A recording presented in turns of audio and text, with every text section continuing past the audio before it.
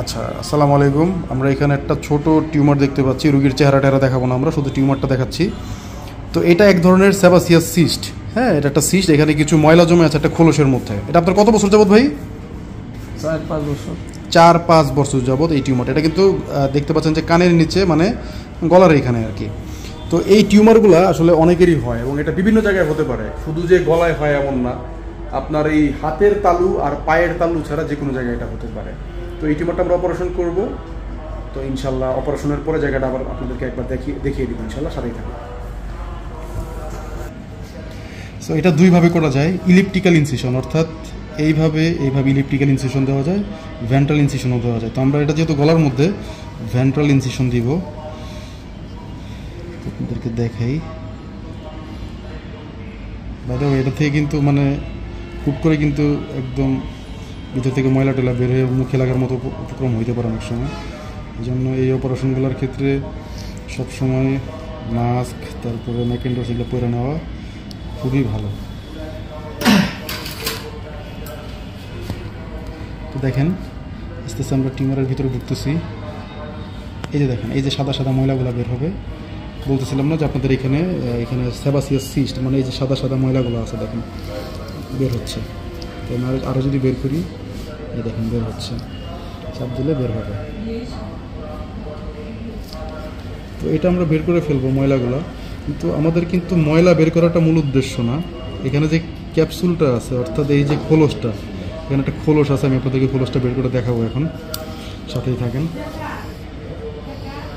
আর আমরা কখনো পেশেন্টের চেহারা দেখাই না, যেহেতু আমাদের ভিডিও অনেকে দেখে, শুধু টিউমারের অংশটা দেখাচ্ছি যাতে মানুষ বুঝতে পারে আসলে এই ধরনের চিকিৎসাগুলোর ক্ষেত্রে ভয় পাওয়ার তেমন কিছু নাই। এগুলো সুচিকিৎসা আমাদের এখানে সম্ভব।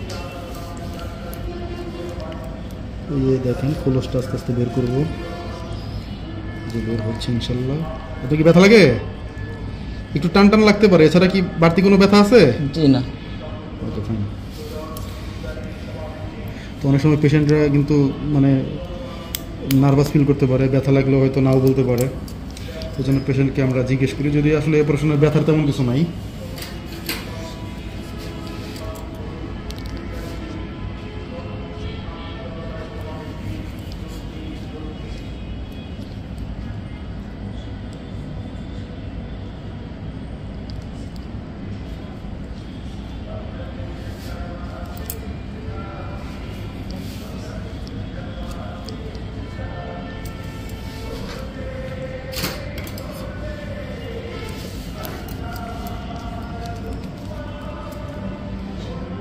গলার এদিকে যে কোনো অপারেশনের সময় সতর্ক থাকতে হবে, কারণ এখানে বড় বড় ভেইন এগুলো গেছে, খুব সেন্সিটিভ একটা জায়গা, মোটা মোটা রগ এদিক দিয়ে গেছে। তো আমাদের অপারেশনের সময় সতর্ক থেকে আস্তে ধীরে অপারেশনটা করতে হবে।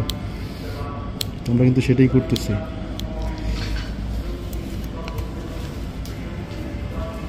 তো দেখেন আমার কিন্তু এই যে এই ক্যাপসুলটা কিন্তু বের করা শেষ। আমি যদি দেখাই একটু, এটাই কিন্তু মূলত খোলসটা, যেটার মধ্যে টিউমারগুলো, যে সাদা সাদা যে ময়লাগুলো ছিল, এটা কিন্তু এই খোলসের মধ্যেই ছিল। এটা একটা বেলুনের মতো, অর্থাৎ বেলুনে যেমন পানি জমা করে রাখা যায়, এই খোলসের মধ্যে এই ময়লাগুলো জমা করে রাখা যায়। তো আমাদের ময়লাও বের করা শেষ, খোলসও বের করা শেষ, অপারেশন সাকসেসফুল। আমরা জাস্ট এখানে এখন সিঁড়ি করে দেবো। আমাদের কাজ এতটুকুই। সবাইকে ধন্যবাদ সেবাসিয়াস সিস্টের অপারেশন দেখার জন্য। আসসালামু আলাইকুম।